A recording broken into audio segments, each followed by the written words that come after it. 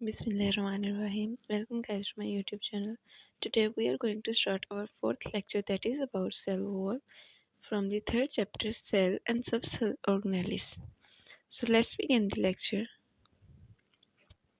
Firstly, we will discuss the structure of cell.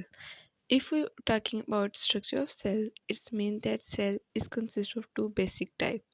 The first one is prokaryote and the second one is eukaryote. Cells को दो तरह से जो है वो डिवाइड किया गया है। एक जो है वो प्रोकैरियोट है और दूसरा यूकैरियोट है। प्रोकैरियोट की अगर हम बात करें तो it's mean that before nucleus, ठीक है। ये वो सेल्स थे जिसमें न्यूक्लियस नहीं ऑब्जर्व किया गया, वेल डिफाइंड न्यूक्लियस नहीं था। और यूकैरियोट्स वो सेल हैं जिसमें जो है वो न्यूक्लियस वेल डिफाइंड है। जितनी भी बैक्टीरिया की बात करें वो सारी की सारी प्रोकैरियोट्स हैं। और यीस्ट और यूग्लिना की बात करें तो वो यूकैरियोट्स है, लेकिन यूनिसेलुलर एक सेल पे कंसिस्ट करती हैं, ठीक है। और वो जो एक सेल है वो भी यूकैरियोटिक है। प्लांट्स और एनिमल्स की बात करें तो वो मल्टी सेलुलर यूकैरियोटिक हैं। देन अगर हम बात करें यूकैरियोटिक सेल की तो वो प्रोकैरियोटिक से ज़्यादा कॉम्प्लेक्स होता है, क्योंकि इनके पास जो है वो ज़्यादा ऑर्गेनेलिज होती हैं as compared to prokaryotic cell.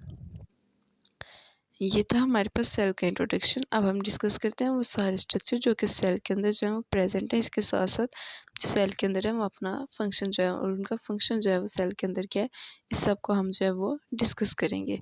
सबसे पहले हम जिस स्ट्रक्चर को डिस्कस कर लेंगे that is cell wall. Cell wall की बात करते हैं। सेल वॉल जो है वो कम या ज़्यादा जो है वो सोलर लेयर है जिसने सेल को सराउंड करना है, यानी कि आउटर कवरिंग जो है सेल की वो बनानी है। अक्रेंस की बात करें सेल वॉल किस किस में प्रेजेंट होती है तो सेल वॉल फंजाई में, बैक्टीरिया में, प्लांट्स में और एल्गी में प्रेजेंट होती है। एनिमल्स में सेल वॉल प्रेजेंट नहीं होती। Then we will discuss protoplast. अगर जब हम प्रोटोप्लास्ट की बात करते हैं तो हम कहते हैं कि अगर सेल वॉल रिमूव कर दी जाए सेल वॉल डिग्रेडिंग एंजाइम को, ठीक है। एंजाइम की अगर हम बात करें तो उसमें उससे क्या होता है, उससे सेल वॉल जो है वो रिमूव कर दी जाती है और जितना भी रिमेनिंग पार्ट जो होता है उसको हम कहते हैं वो प्रोटोप्लास्ट है। अब सेल का जितना भी रिमेनिंग पार्ट पीछे रहता है वो प्रोटोप्लास्ट होता है। देन हम बात करते हैं स्ट्रक्चर ऑफ सेल वॉल की। तो सेल वॉल के जो है बेसिकली थ्री जो है वो कंपोनेंट्स होते हैं। इसको तीन पार्ट्स में डिवाइड किया गया। The first one is primary wall. जब हम प्राइमरी वॉल की बात करते हैं हम कहते हैं तो ये एक्चुअल सेल वॉल है किसी भी सेल की, ठीक है, बेसिक सेल वॉल है। कंपोजिशन की बात करें ये पॉलीसेकेराइड से मिलकर बनी होती है, सेलुलोज, ठीक है। पॉलीसेकेराइड से कि जिस ग्रुप से मिलकर बनी होती है या जो एग्जाम्पल है पॉलीसेकेराइड्स की वो सेलुलोज है। सेलुलोज हो सकते हैं, हेमी सेलुलोज हो सकते हैं, पैक्टिन हो सकते हैं। और जो सेलुलोज माइक्रोफिब्रिल्स होते हैं वो सारे के सारे स्पेसिफिक एंगल पे खुद को अलाइन करते हैं ताकि वो जो खुद को बाउंड करते हैं वो हाइड्रोजन बॉन्ड के थ्रू जो है वो कनेक्ट करते हैं। और इसके अलावा बहुत सी प्रोटीन भी प्रेजेंट है। If we are talking about this structure और the diagrammatical representation then it will look like this. The first layer is plasma membrane, that is the compulsory layer of the cell. Plasma layer के बाद जो है वो इसमें आ जाते हैं cellulose आ जाते हैं और माइक्रोफिब्रिल्स आ जाते हैं जो कि कनेक्ट किए गए हैं एक स्पेसिफिक एंगल पे और हाइड्रोजन बॉन्ड के थ्रू, ठीक है। पैक्टिन इनके अंदर प्रेजेंट है और ये जो है ये सारा प्राइमरी वॉल का जो है वो स्ट्रक्चर है। और ये जो ऊपर है ये मिडल लैमेला है। मिडल लैमेला की बात करें तो वो जेलेटिनियस लेयर होती है जो कि सेपरेट करेगी सेल वॉल को एक सेल वॉल के नेबरिंग सेल से को दूसरे के नेबरिंग सेल से, ठीक है। और ये प्राइमरी वॉल के साथ जो है वो खुद को जो है वो उसने होल्ड किया होता है। तो ये इसका एक स्पेसिफिक कैरेक्टर है जो कि ये सेपरेशन में हेल्प करती है। इसकी फॉर्मेशन की बात करें तो साइटोकाइनेसिस मीन जब डिवीजन ऑफ साइटोप्लाज्म जो है वो होती है उसके दौरान जो सेल प्लेट है, ठीक है, जब साइटोकाइनेसिस हो रही होती है तब जो सेल प्लेट बनती है ये उससे बनती है और बाद में ये अंदर की तरफ एक्सपेंड करके जो है ये मिडल लैमेला जो है वो बना लेती है। इसकी कंपोजिशन की बात करें तो ये मैग्नीशियम और कैल्शियम पेक्टेट से मिलकर बनती है। पेक्टेट्स की बात करें तो वो साल्ट ऑफ पेक्टिक एसिड जो है वो इनको बोला जाता है। देन हम बात करते हैं लास्ट लेयर की, that is secondary cell wall.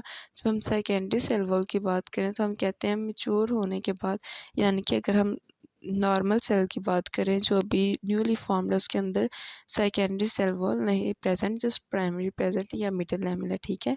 लेकिन जब हम बात करते हैं कि सेल जो है वो मैच्योर होने के बाद उसमें एक और लेयर फॉर्म करते हैं, उसको हम कहते हैं सेकेंडरी वॉल। ये प्रोटोप्लास्ट और प्राइमरी वॉल के दरमियान में जो है वो बनेगी, ठीक है। यानी कि सबसे पहले secondary, then primary and then middle lamella, ठीक है। इसकी कंपोजिशन की बात करें तो इसमें लैग्निन होता है, सेलुलोज होता है, हेमीसेलुलोज होता है। तो लैग्निन की प्रेजेंस की बात करें तो लैग्निन एक बहुत ज़्यादा टफ केमिकल है या सब्सटेंस है जिसकी वजह से जो है ये एक रिजिड स्ट्रक्चर बनाती है प्राइमरी वॉल की निस्बत। देन हम लास्ट पॉइंट सेल वॉल के स्ट्रक्चर के बाद हम एक इम्पोर्टेंट पॉइंट को डिस्कस करते हैं, दैट इज़ प्लाज्मोडेस्माटा। प्लाज्मोडेस्माटा की बात करें तो ये एक चैनल है कनेक्शंस हैं, ठीक है, जो कि एक सेल के साइटोप्लाज्म से दूसरे सेल के साइटोप्लाज्म तक कनेक्ट होता है। तो प्लाज्मोडेस्माटा जो है ये टनल्स हैं, ये रास्ते हैं जो कि कनेक्ट करेंगे एक सेल का साइटोप्लाज्म और उसके जो साथ सेल है या एडजेसेंट नेबरिंग सेल, जो मर्जी आप वर्ड यूज़ कर सकते हैं, उसका जो नेबरिंग सेल है वहाँ पे जो ये प्रेजेंट है। ये पेनिट्रेट करेगा, पेनिट्रेट का मतलब होता है पास करना, ठीक है, वहाँ से गुजरना। ये सेल प्राइमरी और सेल वॉल दोनों से गुजर जाता है, वहाँ से गुजरने के बाद ये साइटोप्लाज्म से कनेक्ट हो जाता है। अगर हम इसके फंक्शन की बात करें तो फंक्शन इसका ये है कि ये जो है ये मूवमेंट में हेल्प करता है, ठीक है। बहुत से सब्सटेंस को अलाउ करेगा कि वो डायरेक्टली जब वो एक सेल से दूसरे में चले जाएं, यानी कि साइटोप्लाज्म टू साइटोप्लाज्म, और इस तरह जो है वो कम्युनिकेशन में ये रोल प्ले करेगा। अगर हम फॉर्मेशन की बात करें तो जो प्लाज्मोडेस्माटा होते हैं ये भी सेल डिवीजन के दौरान जो है वो बनते हैं। और ये कैसे बनते हैं, जब हम एंडोप्लाज्मिक रेटिकुलम की बात करते हैं, एंडोप्लाज्मिक रेटिकुलम एक्सटेंशंस होती हैं, एक नेटवर्क होता है जो कि प्लाज्मा मेम्ब्रेन से न्यूक्लियस तक सराउंड करेगा। अगर उसका कोई पार्ट जो है वो सेल वॉल के अंदर जो है वो ट्रैप्ड हो जाए तो फिर क्या होगा, वहाँ पे फिर वो उसने तो कनेक्शन प्रोवाइड करना होता है, ठीक है, एक नेटवर्क सा प्रोवाइड करना है, फिर ये नेटवर्क जो है दो सेल्स के दरमियान में होता है, यानी कि एक सेल के साइटोप्लाज्म से दूसरे के दरमियान। सो इस तरह जो है वो इसकी फॉर्मेशन होती है। अगर हम इसकी डायग्राम की बात करें तो we can see that this is the plasma membrane, this is the primary wall of the cell, and after this is the middle lamella. Middle lamella separates the primary wall of the two cell, ठीक है, and this is the plasmodesmata that provide a connection from one cytoplasm to the other of the cell. Like this is the connection. Here is the bridge or any a pathway that helps for connection or cell communication, ठीक है। ये उन्होंने इसी image को जो है वो large करके दिखाया है, दो सेल्स हैं आपस में वो कनेक्टेड हैं, ठीक है। तो सबसे पहले उनमें ये प्राइमरी है वॉल, फिर उनके जो है वो आउटर साइड पे मिडल लैमेला जो कि उनको सेपरेट कर रहा है, इसके बाद जो है वो प्लाज्मा मेम्ब्रेन है। अगर हम इसकी बात करें तो ये जो है ये प्लाज्मा मेम्ब्रेन है जो कि सबसे अंदर है, और ये जो साइटोप्लाज्म से साइटोप्लाज्म का कनेक्शन है जो कि ऐसा नज़र आ रहा है, इट्स मीन दैट कि ये जो है ये प्लाज्मोडेस्माटा है।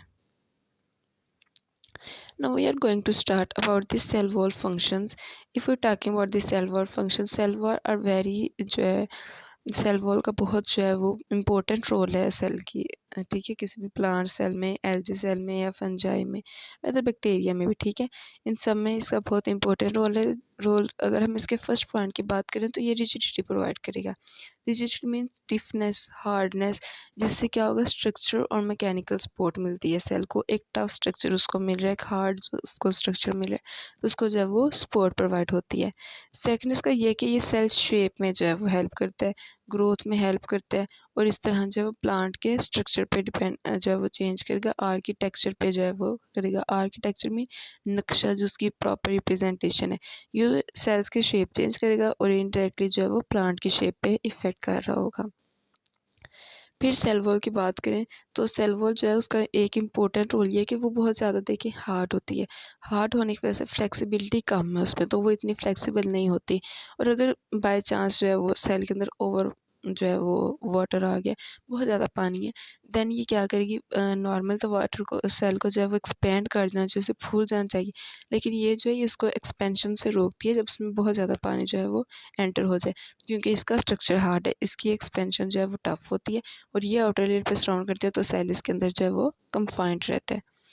फिर बात करें सेल वॉल की, तो सेल वॉल जो है पैथोजन से जो है वो प्रोटेक्ट करती है, ठीक है। Pathogen mean disease causing agent, तो ये प्रोटेक्शन का भी काम करती है और कार्बोहाइड्रेट की स्टोरेज के लिए भी हेल्पफुल होती है, इस तरह ये स्टोर हाउस के तौर पे भी ऐड करती है।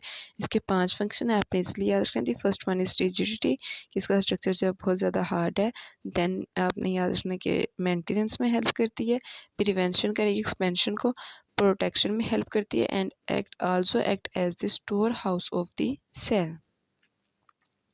अब हम एक इम्पोर्टेंट पॉइंट को डिस्कस कर लेते हैं, that is diatoms and this silica cell wall.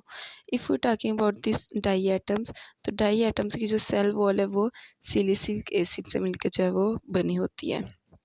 अब ये जो एसिड है इस सेल की अंदर वाली साइड पे पॉलीमराइज्ड होता है, ठीक है, लेकिन सेल वॉल ने बाहर बनना है, पॉलीमराइजेशन का जो प्रोसेस है वो अंदर होता है और फिर इस तरह जो है इस वॉल को बाहर की तरफ निकाल दिया जाता है ताकि सेल को प्रोटेक्ट कर दिया जाए। अगर हम इन सिलिका सेल्स की बात करें तो इनको जो है वो कम एनर्जी चाहिए होती है, लेकिन इनका ग्रोथ रेट जो होता है वो बहुत ज़्यादा होता है डाई एटम्स में, तो ये इनकी जो है वो इम्पोर्टेंस है। आपने ये इम्पोर्टेंट पॉइंट याद रखना है कि जो डाई एटम्स हैं जो उनकी सेल वॉल है वो सिलिसिक एसिड से मिलकर जो है वो बनी होती है। क्या कैसे वो बनी होती है, उसके क्या एडवांटेज हैं, ये सब कुछ आपने याद रखना है। अब हम कंपैरिजन कर लेते हैं डिफरेंट सेल वॉल्स का कि किस तरह कौन कौन सी सेल वॉल जो है वो मिलके बनी होती है। अगर हम एलजी की बात करें तो एलजी की जो सेल वॉल है उसमें सेलुलोज और ग्लाइकोप्रोटीन जो है वो प्रेजेंट होते हैं। फिर हम फंजाई की बात करते हैं तो फंजाई की जो सेल वॉल है वो काइटिन से मिलकर बनी होती है।